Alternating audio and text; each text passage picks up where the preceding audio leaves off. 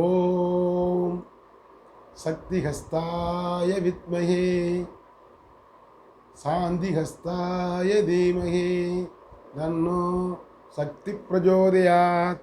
வணக்கம், நான் உங்கள் கும்பஜோதிடர் அருணாச்சலம் பேசுகிறேன். இன்றைக்கி நாம் பார்க்க இருக்கும் தலைப்பு தீப ஒளி திருநாளை பற்றியது. தீப ஒளி திருநாள் என்றால் தீபாவளி திருநாள், தீபாவளி தீபாவளி என்று சொல்லிக்கொண்டே வாருங்கள். அது மறுபு தீப ஒளி தீபாவளியாக மாறிற்று. இந்த தீபாவளி எப்படி வந்தது, எதற்காக நாம் கொண்டாடுகிறோம் அப்படிங்கிறத பற்றி இந்த பதிவில் நாம் பார்க்கலாம். வாங்க வீடியோக்குள்ளே போகலாம்.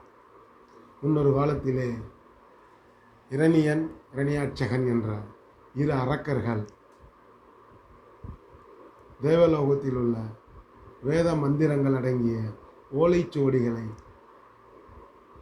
பூமிக்கு அடியிலே, அதாவது பூலோகம், அதற்கு அடியில் பாதாள லோகம், அந்த பாதாள லோகத்திலே கொண்டு மறைத்து வைத்து விட்டார்கள் இரணியனும் இரணியாட்சகனும்.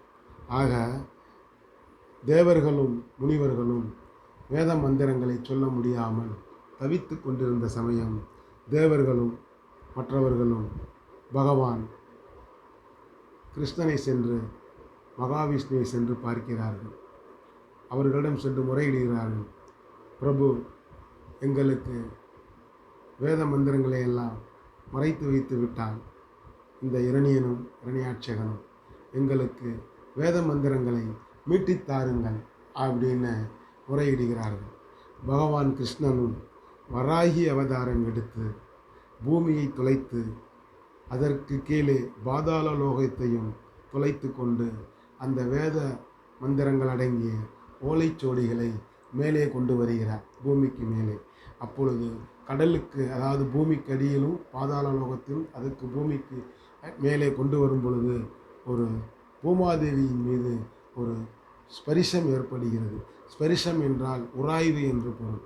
அந்த ஸ்பரிசத்தினால் ஏற்படும் பொழுது அப்பொழுது ஒரு பூமாதேவிக்கு ஒரு குழந்தை பிறக்கிறது. அந்த குழந்தையை பூமாதேவி வளர்த்து வருகிறார். அந்த குழந்தைக்கு பௌமன் என பெயரிட்டு வளர்த்து வருகிறார். அந்த குழந்தையும் வளர்கிறான்.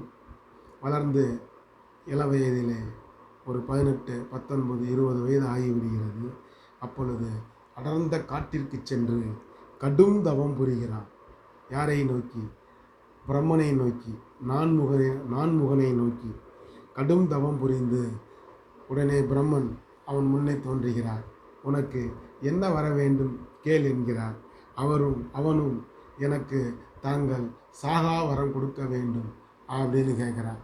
உடனே பிரம்மன் திகைத்து போய், இந்த உலகத்தில் பிறந்தவர்கள் என்றேனும் ஒரு நாள் பிறப்பு என்று ஒன்று இருந்தால் இறப்பும் இருக்க வேண்டும். ஆக இந்த சாகா வரத்தை என்னால் கொடுக்க இயலாது, வேறு ஏதேனும் வரத்தை கேள் அப்படிங்கிறான். உடனே அவன் யோசிக்கிறான். என்ன வரன் கேட்கிறான் தெரியுமா? அடுத்ததாக, எனது தாயின் கையினால் தான் நான் மரணத்தை தழுவ வேண்டும், அந்த வரத்தை எனக்கு கொடுங்கள் அப்படிங்கிறான். உடனே பிரம்மதேவனும் அப்படியே ஆகட்டும் அப்படின்னு அந்த வரத்தை கொடுத்துட்றார்.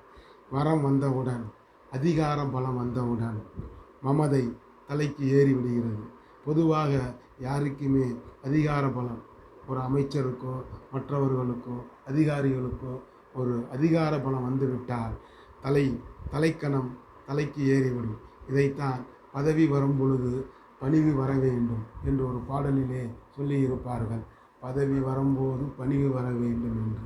ஆக இந்த பணிவு இப்பொழுது அந்த காலத்திலேயே அவனுக்கு பௌமன் என்ற அந்த அரக்கனுக்கு இருக்கவில்லை. சாகாவரம் பெற்றுவிட்டான். உடனே என்ன பண்ணுகிறான்?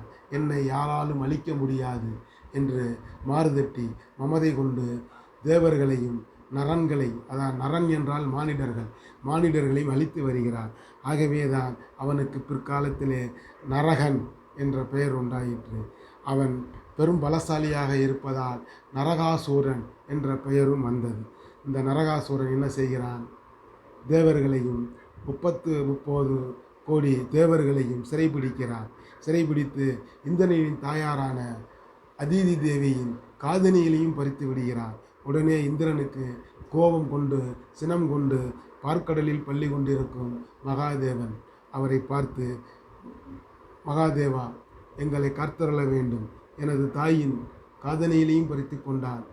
எல்லா தேவர்களையும் துன்புறுத்தி கொண்டிருக்கிறார். இந்த கணத்திலிருந்து எங்களை காப்பாற்றுங்கள், உங்களை தவிர எங்களுக்கு வேறு வழியில்லை அப்படி என்று இந்திரன் முறையிடுகிறார். உடனே என்ன செய்கிறார் மகாவிஷ்ணு? சரி, நான் பார்த்து கொள்கிறேன், நீங்கள் செல்லுங்கள் அப்படின்ட்டு என்ன பண்ணுறார், அவனை அந்த நரகாசுரன் என்ற அரக்கனை அழிப்பதற்கு புறப்படுகிறார். உடனே என்னவாயிற்று, உடன் இருந்த சத்தியபாமா, அதாவது கிருஷ்ணனின் மனைவி சத்தியபாமா என்ன சொல்கிறார், நானும் உங்களுடன் வருகிறேன் என கூறி அவளும் புறப்படுகிறார். உடனே இவர் என்ன சொல்கிறார், நீ அப்படி வருவதானால் எனக்கு தேரோட்டியாக, அதாவது சாரதியாக வருவதாக இருந்தால் வா அப்படிங்கிறார். நான் எப்படியேனும் உங்களுடன் கூடவே தான் இருப்பேன், உங்களுடன் வருகிறேன் என்று அவருடைய மனைவியும், அதாவது பரபிரம்மா மகாவிஷ்ணுவுடன் உடனே கிளம்பி விடுகிறார்.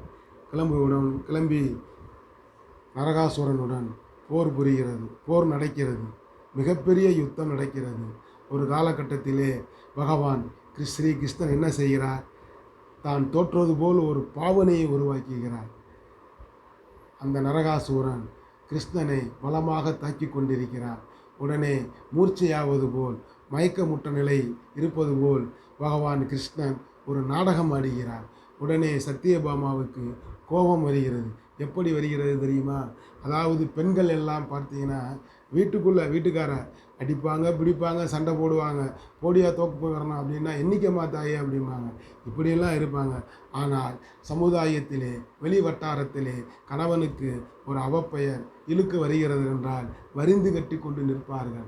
அதாக சாதாரண மானிடர்களாகிய நமக்கே நம் மனைவிமார்கள் அப்படி இருக்கும் பொழுது பரப்பொருள் மகாவிஷ்ணுவின் மனைவி சத்தியபாமாவுக்கு எவ்வளவு கோபம் வரும் நீங்களே யோசித்து பாருங்கள். சினம் கொண்டு எழுகிறாள் சத்தியபாமா, வில்லை எடிக்கிறாள், தொடுகிறாள் நாணை.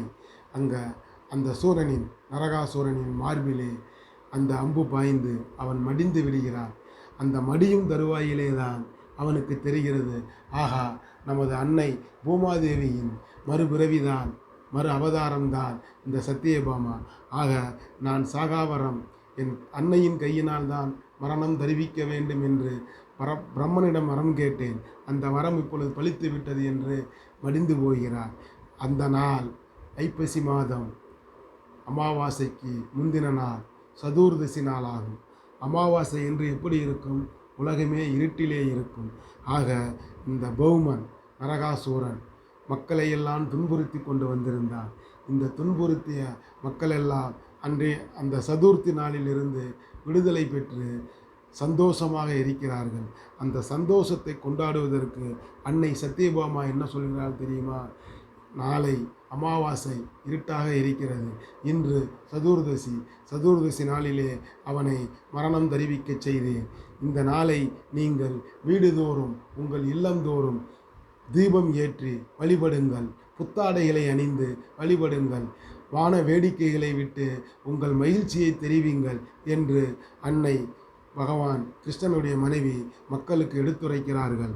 மக்களும் இந்த நாளையே, அமாவாசைக்கு முந்தின நாள் சதுர்தசி நாள், இந்த நாளையே நாம் தீபாவளி நாளாக கொண்டாடுகிறோம். சதுர்தசி அன்று இரவு, மறுநாள் அமாவாசை. ஆக அமாவாசை என்று இருட்டாக இருக்கும். இந்த இருட்டை ஒளி வெள்ளமாக ஆக்குவதற்கு நாம் வீடுகள் தோறும் இல்லம் தோறும் தீபத்தை ஏற்றுங்கள் அப்படி என்று அன்னை சத்தியபாமா சொன்னதின் பேரில் வீடுகள் தோறும் தீபத்தை ஏற்றி நாம் வழிபடுகிறோம். இதையே தீப ஒளி திருநாள் என்று பெயர் பெற்று வழங்கலாயிற்று. இந்த தீப ஒளி திருநாளை ஒவ்வொரு நாளும் நாமும் நம் மக்களும் நம் குடும்பத்துடன் சேர்ந்து கொண்டாடுவோம் என கூறி தீபாவளி நாளன்று கங்காஸ்தானம் ஆச்சா என்று கேட்பார்கள். கங்கை என்றால் என்ன? சிவன் தலையிலே கங்கையை வைத்திருப்பார். ஆக கங்காஸ்தானம் ஆச்சா அப்படிம்பாங்க. முப்பெரும் தேவியர், அதாவது சக்தி தேவி, லட்சுமி தேவி, சரஸ்வதி தேவி, இந்த 3 தேவிகளையும் நவராத்திரி, அதாவது தீபாவளிக்கு 21 நாட்களுக்கு முன்பாக அந்த 9 நாள் விரதம் இருந்து அவர்கள் அந்த மகிஷாசூரனை கொன்றதாக வரலாறு. அன்னை சத்தியபாமா என்ன செய்கிறார்கள்? நரகாசூரனை அதே மாதிரி விரதம் இருந்து அவனை அழிக்கிறார்கள்.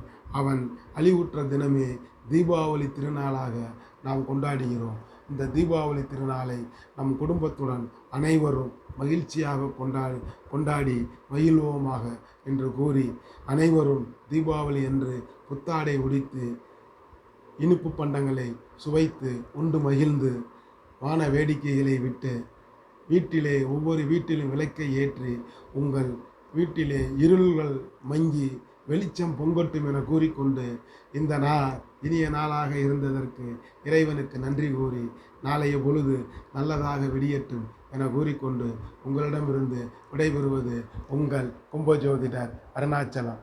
நன்றி. வாழ்க வளமுடன்.